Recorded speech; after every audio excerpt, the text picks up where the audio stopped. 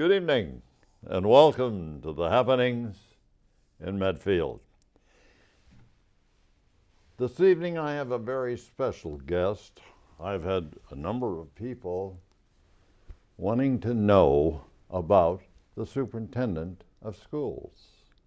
And so, turnabout face, we are doing exactly that to introduce to you the superintendent of schools. His name, Dr. Jeff Marsden. And so it's my pleasure to introduce to you Jeff Marsden and the story behind the story and the superintendent of schools. Nice to have you, Jeff. Thank you, Jack. Thanks for having me.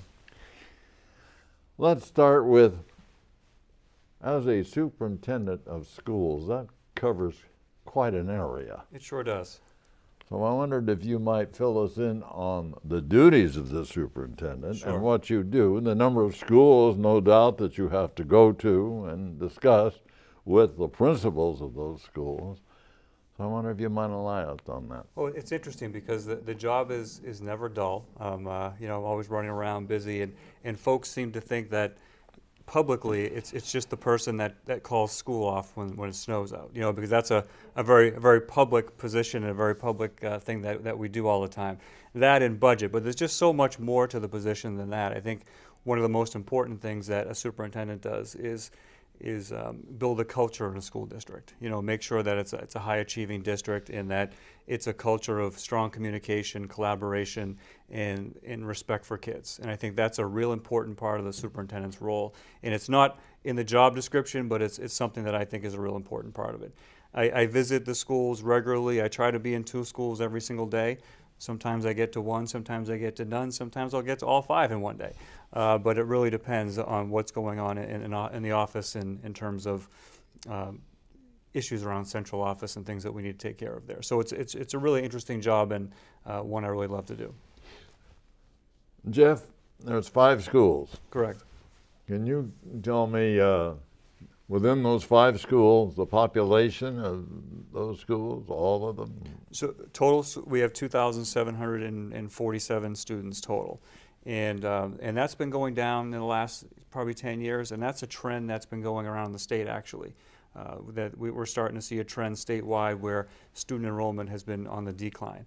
However, we have some pretty good anecdotal evidence right now in Medfield that we're starting to see the declines cease, and we're starting to see an uptick in student enrollment again. For instance, this past year, the projection for student enrollment in kindergarten for this current year was supposed to be about 137. We're actually at 154 now. So we got new students to come in this year, and from what I've been hearing from the real estate market, that it's starting to turn around again, and Medfield homes are only staying on the market for a few days before they're sold. So I think that we're starting to see an uptick in student enrollment. I think that the decline that we've had in the last 7 to 8 years is probably on the end. You may be aware, and I'm quite sure you are, that Medfield schools in Medfield are highly rated. Absolutely. And very, very proud of it, primarily because of the schools themselves and the education within those schools.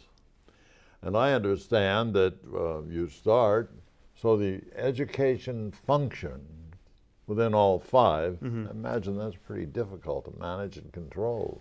It is. The thing that's important, I think, is to set up that culture where the 5 schools see themselves as a school district and not 5 separate schools, so that when we make decisions as a leadership team, we make those decisions with the best interest of kids, number one, but also in the best interest of the district. So sometimes a school may have to forgo something that they really feel strongly about so that another school can get what they need at that point in time. So it's really developing that team structure within the 5 schools so that everyone understands the big picture of what the district is about and not just their own school. So that's something that is always a challenge for a superintendent to do.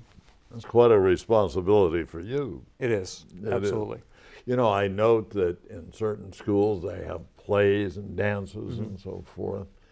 How does it affect, as far as the teachers are concerned, now that they got cell phones and PACs and that?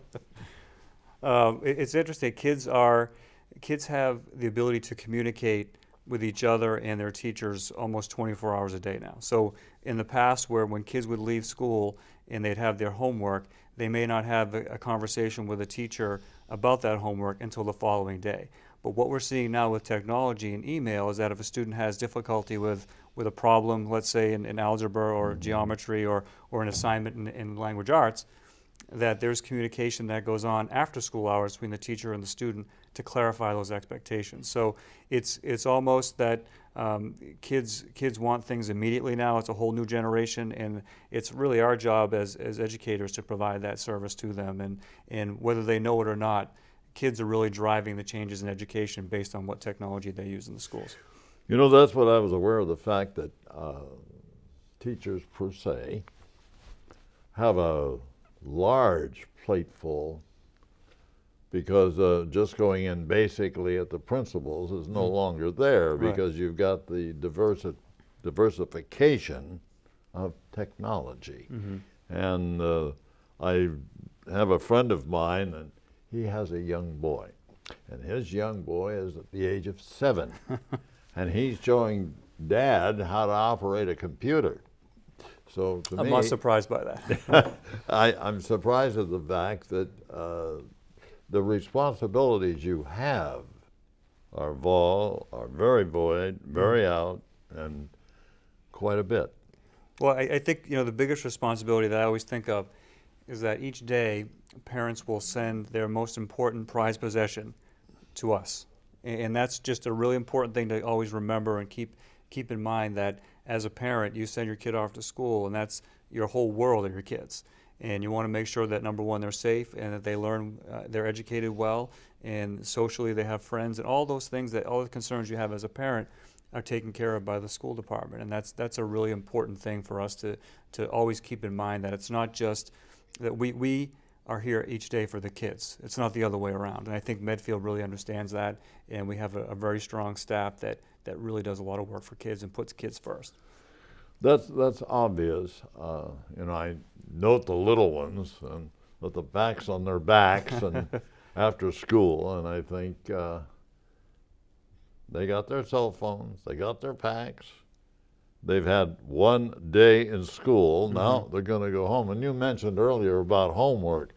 So consequently, they can talk to one another about a specific problem or what comes up, which is very, very well. I remember in the days, and I'm going back to it, a lot of gray hair on my head, where the teacher would give you the homework to do, and you went home and you did it, and then you brought it back and submitted your papers and so forth. Well, times have changed since Grandma had a bulb. They sure have. And one of the neat things that we're doing now with technology is something called the flipped classroom. So there's a way that when we think of homework, we think of a lesson during the school day by the teacher, and then kids go home and practice that lesson and bring it back the next day. So the flipped classroom, what that does is that the children will take home their iPad or their tablet, and they'll watch the actual lesson on the iPad tablet, and that will be their homework, to watch it, understand it. They'll come back into school the next day and practice what they learned from the previous night through the iPad. So that's a real neat way of looking at it, and that's a great name for it, the flipped classroom, because it does the opposite of what we've been used to all these years. And it gives the kids a chance to look at the lesson over and over and over again as many times as they want on the computer, and then when they get back into the classroom the next day, they practice that skill, and the teacher's right there to work with them. So it's really a neat concept that we've been doing some of the middle school and high school recently. Beautiful. That's beautiful. I'm going to ask a question, because in high school, what does the student body count in high school now? Right around 900 students. About 900 students. I'm going to go on to the next question, which is a very important one. You know, this has been practiced for a number of years now. It's called the China Exchange Program. How's that working? You still within that function? Or? We're still participating in that. We actually had teachers from China in our partner school this fall, came over for 6 weeks, and they taught at the middle school and high school, and then spent some days in the elementary school as well. and they stay with families in Medfield. And that was a really exciting thing for our students and for those teachers as well. Next year, we're going to have at least 3, maybe 5 students from China coming to Medfield High School for the year. And for the year, so they'll be I there see. for the entire school year as part of our student body. And then we're looking at the fall of 2015, having a trip where some of our students will go visit our sister school. So that happened last year with the jazz band and happened the year before, but we're going to look at fall of 15 to do that again. You know, that jazz band is very predominant from one Amazing. province to, I don't know how many they play. They're but amazing. They really are. The exchange program, now with the teacher, you have your language barrier factor. Do you have anyone there at school teaching Mandarin? We do. So our students in grades 2 through high school are currently taking Mandarin classes. Well, that's so good. So we have 2 teachers full-time right now in our Mandarin program. And parents get a choice in elementary school. They can either go on a track of Spanish for their second language or Mandarin. So we're seeing about 1/3 of our students choosing Mandarin, 2/3 choosing Spanish. So we do have 2 native Mandarin speakers in the district right now that can help with that. So that works out very well for us. Well, I would certainly think so, because at one time, and this is many years ago, I was in China, this is 1998, in 1948, you had Mandarin and you had Cantonese. And, but you only had one way to write it and only one way to read it. Right. And I thought to myself, I wonder if that circumstance now with more Cantonese is not as prominent. Right. It's now Mandarin. Right. And to my thinking, I think within time it'll be just universal all through China. Right. And it was amazing that the level of English that the Mandarin teachers have, the ones that have come over from China, they speak English fairly well, the ones that we've had over here. So that's been very positive, and certainly they've helped out in our classrooms. They observed our Mandarin classrooms and worked with our teachers, but they certainly have a pretty good grasp of English themselves. Well, that's excellent, because that's quite an exchange, and that's quite a challenge for a student to visit China, visit a foreign country. It broadens the educational fact. Right. And it also gives them the experience. It's the experience you really can't duplicate in a classroom. I mean, no matter what the technology is or whatever book you may have, you can't duplicate some sort of exchange where a student either comes into our country or a student goes to another country. So it's very valuable, and we're excited to be part of the program. Sounds excellent. It is. It is. And once again, I say you got a plate full. Now let's go on to the meetings that you have with the group. School committee meetings. Yeah. How does that work out? So we have a 5-member school committee in Medfield, and the 5-member board is in charge of the school budget, supervision, or the hiring and dismissal of superintendents, and also policy. So those are the 3 main things that school committees are involved with, and we meet twice a month. Most months. Some months it's once a month. But we, the school committee chair and I develop an agenda, and we put together, whether we've had students from our schools come and present to the school committee, but there's also the usual business, like our budget, like policy, those types of issues that we have to discuss at that meeting. And we meet over at the high school, and they're televised, and minutes are taken, and that's where all the high-level business gets taken care of in terms of the school district. So twice a month we get together, do that high-level business, and then we have a public input part, which is always great too, because if folks want to come and just talk to the board or the superintendent, they have that opportunity to do that as well. I had noted, and I had watched it on TV with the school committee, and there was another gentleman there with you. Is that one of the assistants or of? Sitting right next to me? Yeah. So the way we've kind of reconfigured how that works, so the school committee chair sits next to the superintendent, and then we have the 4 members that sit on the other direction. So that way it's more of a conversation at the meeting.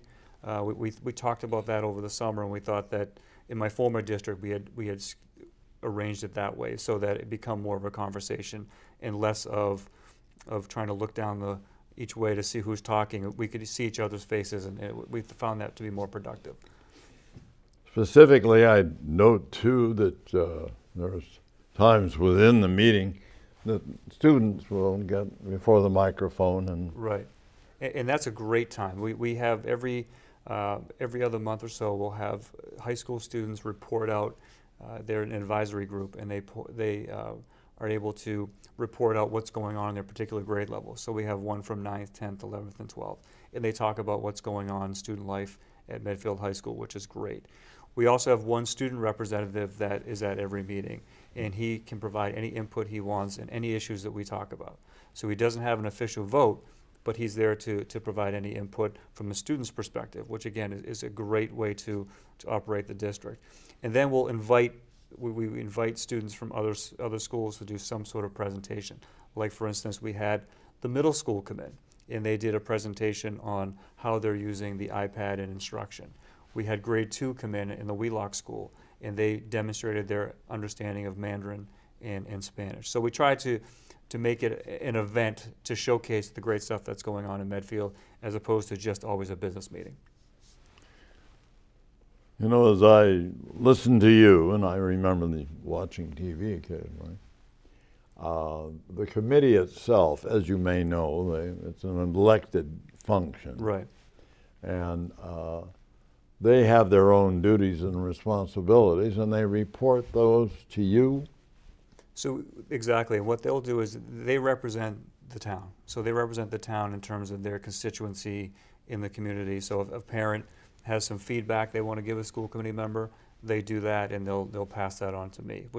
We have a great working relationship with that. Often, if there's something that a parent wants to get feedback on, they'll let the school committee member know, and then I'll just meet with that parent if there's something they want to discuss or talk about. So it works really well, and I think our school committee is extremely committed to the good work that happens here in Medfield, so they want to keep that going and foster that relationship and foster that communication. So I've been very fortunate to work with very good school committee members here in Medfield. Well, that's excellent, really, to formulate and coordinate with the committee, and then the committee in turn, any situations that may arise, someone says something, they bring it directly to you. Right. Which you, again, have to solve. That's true. You know, and sometimes it's just a clarification, Jack. You know, it's just if there's a miscommunication somewhere, or if there's something that someone may not have understood something, it's just sometimes just a clarification that settles everything. You know, overall, being the superintendent of schools, you run quite a gamut. Mm-hmm. The teacher function, how many teachers do you have now that are new, that have just... Brand new? Yeah, that just came Yes. aboard. So we probably have 11 that are brand new.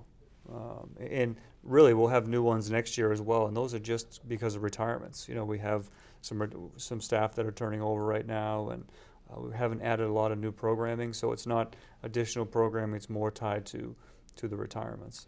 And that's a whole other issue too, because that's the whole personnel piece that is so important in schools. That's what I was going to ask you about. It's so important. So we set up a mentoring program with teachers so that every teacher, when they begin, they have a mentor, someone that's going to meet with them on a regular basis to go over some of the issues they may have. You know, if you do a lot of the reading on the research of first-year teachers, they kind of go through these waves where they make it till Thanksgiving, and they take a deep breath, and they make it to winter break, and they take a deep breath, and then they make it to February vacation. So there's these ebbs and flows in education and teaching when you're first at it, and it's complex work, and it's difficult work, and they need a support system. So we provide that support system through a mentoring program. You need it. I mean, They when absolutely do. it's like any job that one can take. Right. You need instruction, Right. indoctrination, and especially in teaching, because today it has become so highly technical. Very much so. And so consequently, you and all the teachers are affected by that technical. And it isn't something that lasts. It changes overnight. Right. And with the student, I find that sometimes they can become very confused. Is there any you have a way of sitting down with students if they're somewhat confused? And Our teachers do a really good job of that. I think they'll spend time before school, after school, during lunchtime to work with kids to make sure that if there is some confusion, they'll unscramble that for them and make sure they understand.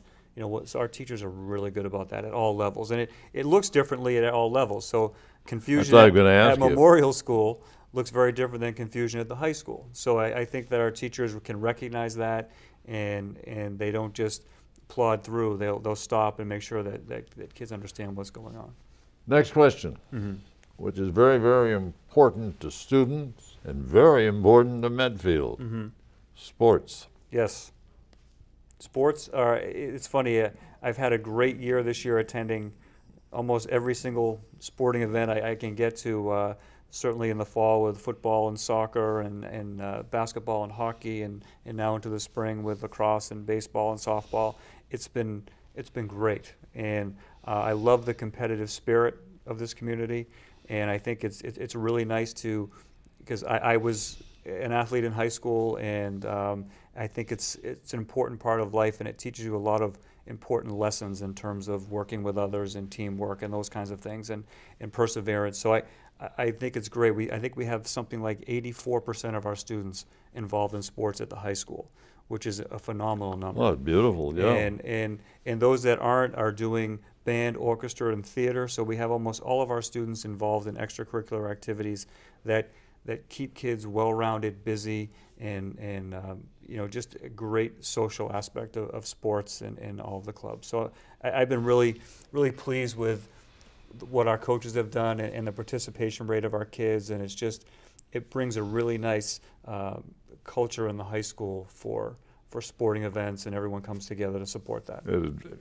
I noted my traveling on my coffee or donut, little ones, no bigger than a minute, and she's got her big sweater on, and I think, well, what do you do? Well, the different sports that they participate in. Now it isn't the fact that it's a separating factor. You've got girls and boys. Right. Now you got girls that play soccer. Right. And all Right. others, and it's something else. Right. It's great. I mean, it's fabulous for our kids. It keeps them active, and again, building that whole concept of teamwork, which is so important in life. So. Now I'm going to ask you about, we were talking about China and the jazz. How about the musicians? Incredible. I've had the opportunity to go to almost every music event this year, and I just, from the 4th and 5th grade to our high school, I'm just amazed at the talent of our kids and their commitment to practice. And when you get to the high school level and see some of the work that they're doing, and when Mr. Olson takes them to different competitions, they're incredible. They're very, very impressive. So I've enjoyed that as well. That's been a great part of the position, is going to all those events. Grandma, the young people that decide to go in to theatrics, how do you find that?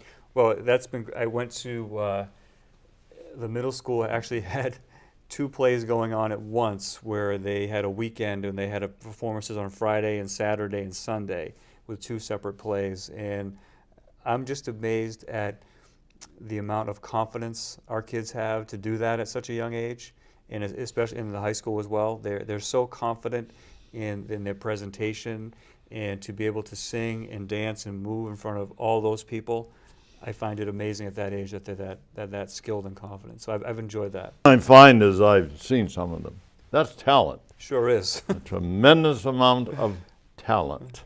And believe it or not, throughout Medfield, the sports, the musicians, or drama, that's all talent. It sure is. And for such a small, relatively speaking, in terms for high schools around the state, for a small high school of under 1,000 kids, to do so well academically and in those areas you mentioned, it's just a tribute to great parenting and the good families here in Medfield.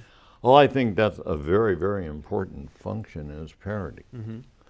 The parent should take active part, because As we both know, we grow up awful fast. Right, right.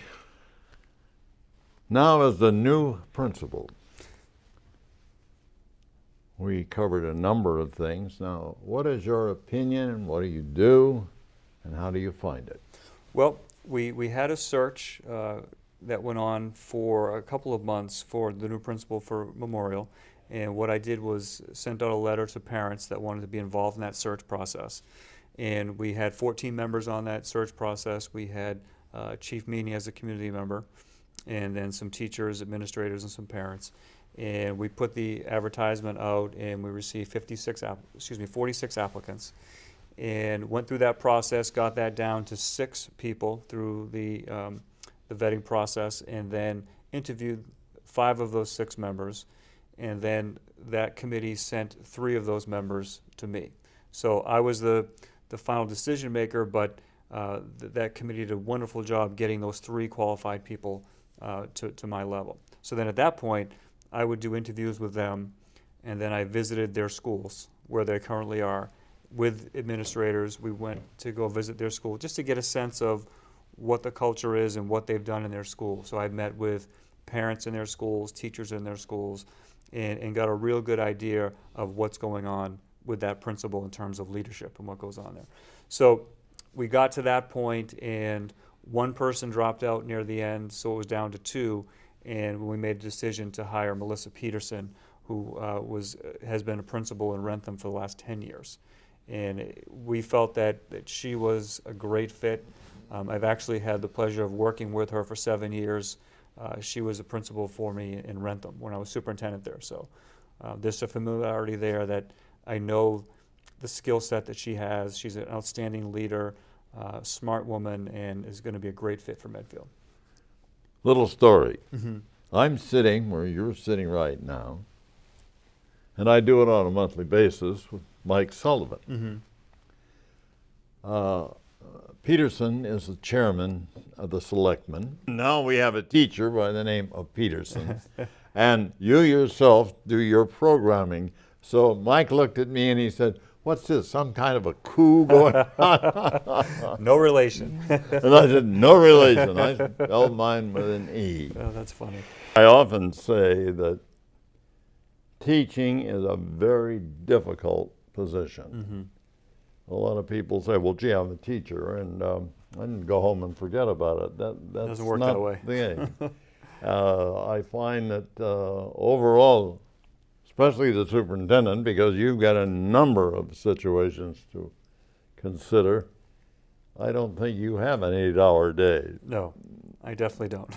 I don't think you No, do. I think you're on 24 hours, and that's part of it. I mean, you know that going in, and you know it's an exciting job because you get a chance to work with a lot of different people and really impact the lives of kids. And I think I always tell the story that when I was a teacher, I could impact the lives of 25 kids, and then as a principal, maybe 400.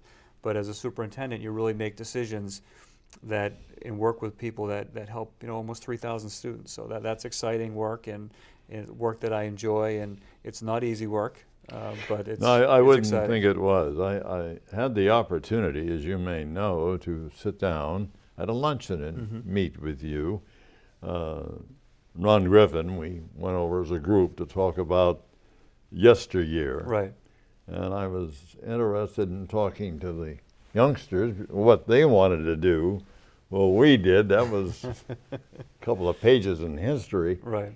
And then we sat down and began to chat. And the function that you have and the responsibility that you have, it never ends. But is there many inquiries that you may get from teachers, situations that come up that have questions to the superintendent? Sure. Yeah, I think, and I've always prided myself on making sure that I have time for everyone that wants to sit down with me, so that there's always that if a teacher has a question, they go to their principal first and that kind of thing. But if someone has a question and they want to just sit down and talk, I've always done that as a superintendent. I always did that as a principal and as a teacher. So I think it's important to have that open line of communication, no matter what your position is. I think it's important to really, that's why I try to be in the schools as much as I can to connect with the kids, connect with the teachers, because lots of times, passing in the hall, you can answer a question that someone's been wanting to ask you in 5 minutes, but they just haven't had the time to send you an email, or the schedules were conflicting. So you get a lot of that work done, which is important, those connections you make with people while you're walking around the school and seeing how everything is going, and meeting kids and seeing how the instruction is going. That's a really important part of the job that I think that not everyone does, but I think it's an important piece. Well, it is, most definitely, because then it's a superintendent of school. It's a dividing factor. Mm-hmm. It's like the skipper, the old man, it's a dividing factor, and sometimes people become a little hesitant because they want to talk to the superintendent, but yeah, I think it's important to be approachable, and you can't get a real sense of what's going on in the school district from downtown. You need to be in the schools and getting a real sense of what's going on, and that's why I enjoy that work so much. So. Well, it's good. It's excellent. And as I had said earlier, you get quite a plate full. And the China exchange program is a very important one. Your meetings are others. And as the superintendent of schools, you cover a longitude and latitude of many, many things. Mm-hmm.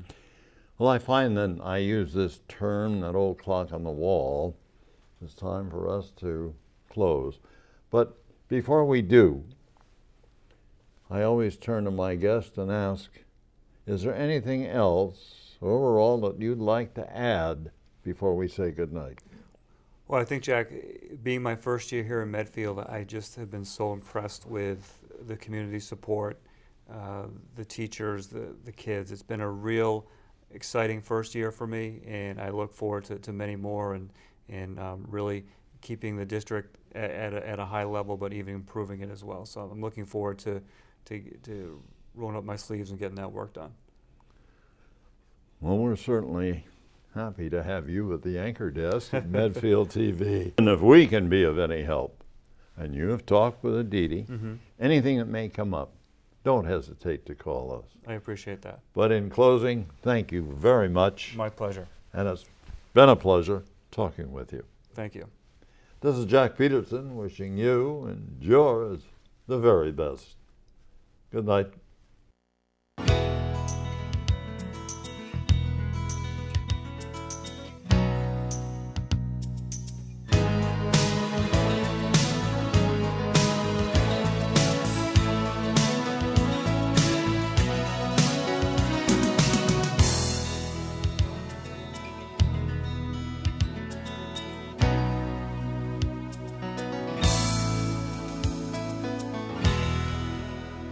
This program was made possible through the generous support of your Medfield friends and neighbors, folks just like you.